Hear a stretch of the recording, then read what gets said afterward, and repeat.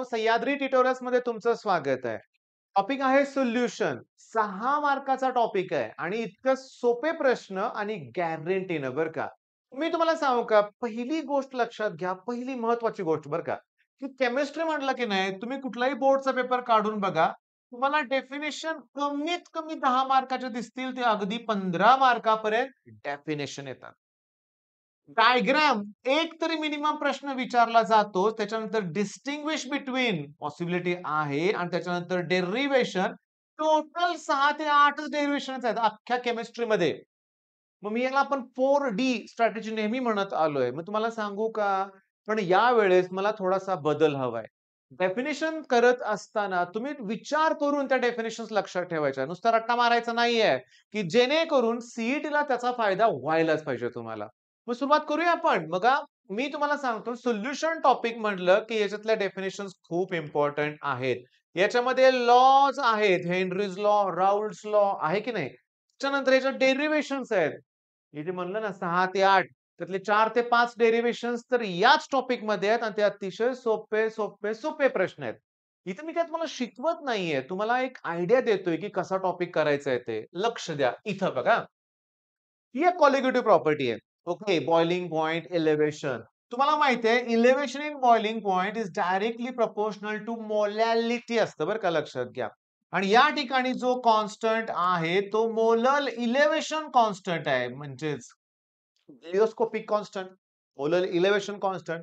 मग याची डेफिनेशन, याचं एसआय युनिट हे एक्झाम मध्ये विचारलं जातंय. सीईटीला सुद्धा, बोर्डच्या एक्झाम मध्ये सुद्धा. मग डेफिनेशन सांगू तुम्हाला मी. Molar elevation constant is defined as elevation in boiling point. बघा, हे दोघं मी म्हणतो इक्वल आहेत असं म्हटलं मी आता. KB can be defined as elevation in boiling point. पण हे केव्हा पॉसिबल आहे? जेव्हा याची व्हॅल्यू 1 असेल तर ना. काही आयडिया आली का तुम्हाला हे डेफिनेशन लक्षात ठेवण्यासाठी? मग बघा इथे दिलंय. इबिलिओस्कोपिक कॉन्स्टंट म्हणजे तो KB is the boiling point elevation म्हणजे ही value produced by 1 molar solution. 1 molar solution त्याचं युनिट आहे केजी मोल इन्व्हर्स. मग केबी हा तुमचा पहिला प्रश्न. हा तुमचा पहिला प्रश्न आहे, की define Kb, give its SI unit परीक्षेत येणार. आणि सगळ्यात महत्वाचं स्कोर बुस्टर काढा. पहिलीच एमसीक्यू तुम्हाला या टाइपची दिसू शकते. हां, तुम्हाला मोलॅलिटी देतील, मोलर इलेव्हेशन कॉन्स्टंट देतील आणि increase in boiling point simple प्रश्न विचारतील. बरं याच्यावर आधारित आणखी तुम्हाला सांगतो, जेव्हा मी सगळ्यांच्या या व्हॅल्यू पुट करेन, तेव्हा मला इथं 1000 केबी, W2, M2 आणि W1 येईल. हा कुठला फॉर्म्युला माहिती आहे का? इलेव्हेशन इन बॉइलिंग पॉइंट वरून मोलार मास कसं फाइंड आउट करायचं ते डेरिव्हेशन आहे. पण पहिला सगळ्या डेफिनिशन कुठल्या आहेत ते बघूया आपण. मग पहिली डेफिनिशन झालेली आहे केबी. दुसरी आहे केएफ. सिंपल तयार करताय. हे डिप्रेशन इन फ्रीजिंग पॉइंट हे केएफ म्हणजे तो क्रायोस्कोपिक कॉन्स्टंट. मग cryoscopic constant can be defined as depression in freezing point produced by 1 molar solution. Same to same. बघा, depression in freezing point produced by 1 molar solution of a non volatile solid. Unit तेच आहे KG मोल inverse किंवा degree Celsius KG मोल inverse. Generally हे unit असणार आहे. Kelvin पाहिजे बरं का. तिसरी डेफिनिशन मला खूप महत्वाची वाटते बरं का. नीट लक्ष द्यायचं मी खूप डेफिनिशन तयार करणार आहे. हे काय आहे सांगा?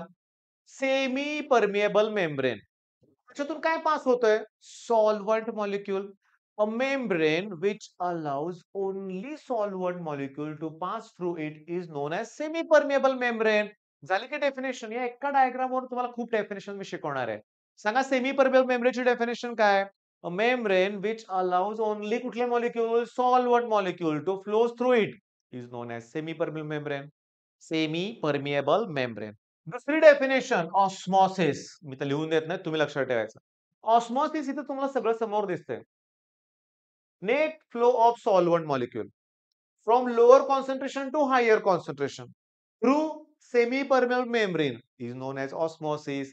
Osmosis is a process in which solvent molecules flows from lower concentration to higher concentration through semi-permeable membrane. हे झालं ऑस्मॉसिस. तर ऑस्मोटिक प्रेशर म्हटलं. The pressure which flow of solvent molecule through semi-permeable membrane is known as osmotic pressure. म्हणजे हा जो flow होतोय ना, तो थांबवण्यासाठी जेवढं प्रेशर अप्लाय करावं लागतं ते ऑस्मोटिक प्रेशर. सांगितलंय मी ऑस्मॉसिस, ऑस्मॉटिक प्रेशर. ठीक आहे. त्याच्यानंतर आणखीन काय सेमी परमेबल मेम्ब्रेन. तुम्हाला सांगतो लक्षात घ्या. इथं लिहिलंय मी रिव्हर्स ऑस्मॉसिस. आपल्या घरामध्ये आपण आर-ओ यूज करतो तीच कन्सेप्ट आहे ही रिव्हर्स ऑस्मॉसिस. मग ह्याच्यातल्या तुम्हाला काही कंडिशन्स दिलेत. कंडिशन्स फॉर रिव्हर्स ऑस्मॉसिस हा एक आय-एम-पी क्वेश्चन आहे. ओके. बरं त्याच्यानंतर डेफिनिशन्स मध्ये आयसोटोनिक. बाळांनो, आयसो या शब्दाचा अर्थच असतो सेम. मग होमवर्क सांगू का तुम्हाला? Isothermal process, isobaric process, isochoric process, isotonic solution. Iso हा शब्द आला की समजायचं सेम. मग आयसोटोनिक सोल्युशन म्हणजे काय? की ऑस्मोटिक प्रेशर सेम पाहिजे. म्हणजे two or more solution having same osmotic pressure are said to be isotonic solution. आता हायपरटोनिक सांगतो. ज्याचं प्रेशर जास्त आहे त्याला हायपरटोनिक म्हणायचं. बघा ना, हायपरटोनिक आणि लोअर असेल तर हायपोटोनिक. 3 मार्काला कितीतरी वेळा परीक्षेत 3-3 डेफिनिशन्स विचारतात. कुठं काय अवघड आहे? सोप्या डेफिनिशन्स आहेत लक्षात घ्या. त्याच्यानंतर वॅन्ट ऑफ फॅक्टर. ॲक्चुअली ना, सांगतो तुम्हाला लक्ष द्या व्यवस्थित हं. जर नॉन इलेक्ट्रोलाइट असेल, for example glucose, sugar, urea त्याचे आयन तयार होत नाहीत. पण जर इलेक्ट्रोलाइट असेल, की ज्याचे आयन तयार होतात, तर त्याच्या कॉलिगेटिव्ह प्रॉपर्टीज म्हणजे ते इलेव्हन बॉइलिंग पॉइंट वगैरे या नॉन इलेक्ट्रोलाइट पेक्षा जास्त असतात. आणि त्याचा जो रेशो आहे ना, रेशो बघा, colligative property of electrolyte to the colligative property of non electrolyte of same concentration हा जो रेशो आहे, त्यालाच वॅन्ट ऑफ फॅक्टर म्हणतात. आणि obviously want of factor greater than 1 येणार. इलेक्ट्रोलाइटच्या कॉलिगेटिव्ह प्रॉपर्टीज हायर साइड असतात लक्षात घ्या. ओके. बरं नेक्स्ट कॉलिगेटिव्ह प्रॉपर्टी त्यांची 4 नावं ती लक्षात ठेवा. बघा बॉइलिंग पॉइंट ही कॉलिगेटिव्ह प्रॉपर्टी नाहीये. बॉइलिंग पॉइंट एलिव्हेशन ही कॉलिगेटिव्ह प्रॉपर्टी आहे. फ्रीजिंग पॉइंट ही कॉलिगेटिव्ह प्रॉपर्टी नाहीये. Freezing point depression, vapour pressure, relative lowering of vapour pressure ही कॉलिगेटिव्ह प्रॉपर्टी आहे. ओके. आता डेफिनिशन्स एवढे कराल. आता लॉ कोणते? Henry's law. मी तुम्हाला सांगू का? YouTubeवर सर्च करा. हेनरीज लॉ सह्याद्री ट्युटोरियल्स तुम्हाला व्हिडिओ मिळेल लक्षात घ्या. डिटेल घेतलंय मी. त्याच्यानंतर राउट्स लॉ इम्पोर्टंट आहे. ते डेरिव्हेशन्स वगैरे. त्यात तुम्हाला सांगतो relative lowering of vapour pressure. Clearly हा राउट्स लॉ आहे नॉन व्होलेटाइलसाठी. Relative lowering of vapour pressure equals to mole fraction of solute in the solution. आता हे बघा 100% गॅरंटेड क्वेश्चन असं म्हणतोय मी याला. इलेव्हेशन इन बॉइलिंग पॉइंट वरून मोलार मास काढायचा. फ्रीजिंग पॉइंटच्या डिप्रेशनवरून मोलार मास काढा. ऑस्मोटिक प्रेशरवरून मोलार मास काढा. बघा मी 100% म्हणतोय ना, आपण आता पेपर घेऊया आपण. आणि हे अल्फा आणि आय म्हणजे वॅन्ट ऑफ फॅक्टर आणि अल्फा म्हणजे डिग्री ऑफ डिसोसिएशन याच्यामधला तो रिलेशन आहे. आता मुद्दा असा आहे, मी तुम्हाला सांगतो व्यवस्थित आता लक्ष द्या. आपण काय करूया, की बोर्डचे एक-एक पेपर बघूया आपण हं. पहिला आपण ना 2022 चा पेपर बघूया बाळांनो. ओके 2022 चा पेपर आपण बघूया आपण. ठीक आहे. आणि या टॉपिकवरती आता कुठले प्रश्न आलेत ते बघूया आपण. ठीक आहे, सुरुवात करूया आपण. 6 मार्काचा क्वेश्चन. पहिलाच क्वेश्चन आहे. Calculating osmotic pressure the concentration of solute. समजून घ्या. Pi V equals to nRT असा फॉर्म्युला असतो. मग pi equals to n upon V. Number of moles upon volume. म्हणजेच मोलॅरिटी. म्हणजेच या केसमध्ये हं, हे आन्सर बरोबर आहे. मोलॅरिटी. 1 मार्क. हे बघा मी काय सोडवून वगैरे देणार नाहीये बरं का. मी तुम्हाला प्रश्न दाखवतोय फक्त. हेनरीज लॉ कॉन्स्टंट दिलाय. न्यूमेरिकल विचारलंय. 1 मार्काला. 1 मार्कालाच विचारलंय. 2 मार्क झाले. तर हे बघा. Expression to calculate molar mass of a non volatile solid by osmotic pressure measurement. 100% बोललो होतो की नाही? हा प्रश्न तो विचारलाय. हा विचारलाय लक्षात घ्या. Molar mass from osmotic pressure. बघा की नाही बरोबर आहे की नाही बघा लक्षात घ्या. बघा ऐक नाही. Expression for calculate molar mass of a non volatile solid by the osmotic pressure measurement. 3 mark झाले. आता 3 मार्क झाले. आता उरले 3 मार्क लक्षात घ्या. इथं बघा. इथं 2 मार्काच्या डेफिनिशन्स आहेत. म्हणजे थोडक्यात ना 5 किंवा 6 मार्काला हा टॉपिक आहे. आयसोटोनिक आणि ऑस्मोसिस आत्ताच बोललो होतो. आयसोटोनिक म्हणजे काय? 2 or more solution having same osmotic pressure. Osmosis म्हणजे काय? Flow of solvent through semi permeable membrane from lower concentration to higher concentration. चला आपण आता देवीचा पेपर बघूया आपण. ठीक आहे. आपण पहिल्या सेक्शन पासून बघूया. एमसीक्यू कुठलीच आलेली दिसत नाही बरं का मला. मी अगोदर क्वेश्चन सिलेक्ट केलेत.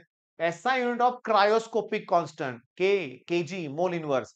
बरं क्रायोस्कोपिक कॉन्स्टंट म्हणजे कोण? केएफ. एसआय युनिट मी सांगेल तेच प्रश्न आहेत लक्षात घ्या. इथं रिलेटिव्ह लोअरिंग ऑफ वेपर प्रेशरचं न्यूमेरिकल आहे. 2 मार्काला 3 मार्क झाले. इथं हा सरळ-सरळ 3 तेव्हा आपला 100% प्रश्न. Determination of molar mass of by elevation in boiling point म्हणजे ह्याच्यावर आणि काय सोप्पं आहे रे बाळांनो, बिलकुल अवघड नाहीये ते लक्षात घ्या. ओके. बरं मग या ह्याच्यात एवढंच आहे. म्हणजे अख्खा आता शेवटचा 24चा पेपर, लेटेस्ट पेपर बघूया आपण आणि जुलैचा पेपर पण आणून मिळाला पाहिजे आपल्याला बरं का. मी तुम्हाला सांगतो व्यवस्थित लक्ष द्या आता. एम-सी-क्यूज मी सगळ्याला मार्किंग करून ठेवले त्यामुळे काही इश्यू लागत नाही आपल्याला क्वेशन शोधायला. Okay. Condition for reverse osmosis मगाशी मी तुम्हाला बोललो होतो. 1 मार्कालाच आहे, कमी आहे प्रश्न. पण हे जे मी मार्किंग करून ठेवलंय ना, त्यात मी प्रूव्ह करून दाखवलं होतं बघा, की डेफिनिशन जवळ-जवळ 10 मार्क हे जिथे येईल तुम्ही बघा डेफिनिशन्स असणार आहेत सगळ्या. हा आपला प्रश्न हेनरीज लॉ सेम 2022 चा 2024ला क्वेशन सेम आलेला आहे. बघा ना, मला वाटतंय 0.115 0.159 होतं का बघूया आपण 0.159, 0.159 ओके थांबा. हां, 0.159 25 डिग्री सेल्सियस सेक्शन ए मध्ये होतं ते, ठीक आहे. आणि इथं आपण बघतोय ते सेक्शन बी मध्ये विचारलंय सेम प्रॉब्लेम 2 मार्काला विचारलं, एकदा 1 मार्काला विचारलंय. ओके. त्या डेफिनिशन्स मगाशी मी बोललो तसं. ऑस्मोटिक प्रेशरची डेफिनिशन विचारली. पुन्हा 100% गॅरंटेड क्वेशन की molar mass from osmotic pressure. पण रिपीट झालाय तो प्रश्न. बरं कळालं का रे बाळांनो तुम्हाला डेफिनिशन, डेफिनिशन, डेफिनिशन प्रचंड डेफिनिशन्स येतायत. मग आता उरलंय काय या टॉपिक मधलं? न्यूमेरिकल्स. आपण संघर्ष बॅचमध्ये ना सगळे पुस्तकातले न्यूमेरिकल्स डिटेलमध्ये घेतलेत. फ्री कंटेंट मधला व्हिडिओ असेल चेक करा. ओके. मग हे लेक्चर थांबवतोय तर मी 5 ते 6 मार्क फिक्स करायचे आहेत. डेफिनिशन्स आता परफेक्ट करा. न्यूमेरिकलसाठी संघर्ष बॅचमध्ये फ्री कंटेंट मधला व्हिडिओ येतो बघा. All the best.